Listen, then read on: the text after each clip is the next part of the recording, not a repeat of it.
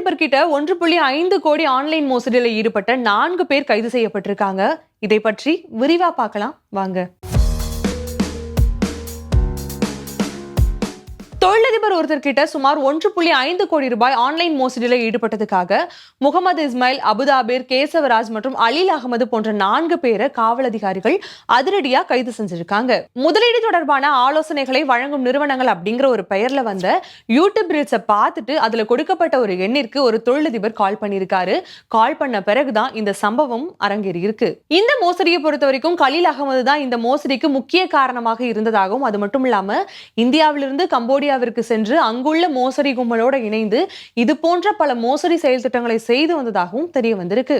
அது மட்டும் இல்லாம கேசவராஜ் போலி வங்கி கணக்குகளை திறக்கவும் உதவி செஞ்சிருக்காங்க. இந்த சம்பவத்தில் ஈடுபட்ட மேலும் 2 பேர்களை பற்றி போலீசார் தீவிர விசாரணையில ஈடுபட்டு இருக்காங்க.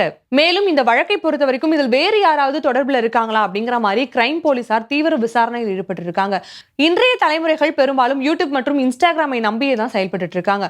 அப்படி இருக்கக்கூடிய இந்த சமயத்துல கிட்டத்தட்ட ஒரு தொழிலதிபர் 1.5 கோடி ரூபாய் இதே யூடியூபை நம்பி இழந்திருக்காரு அப்படிங்கிறது மக்கள் மத்தியில தற்பொழுது பேசும் பொருளா மாறி இருக்கு.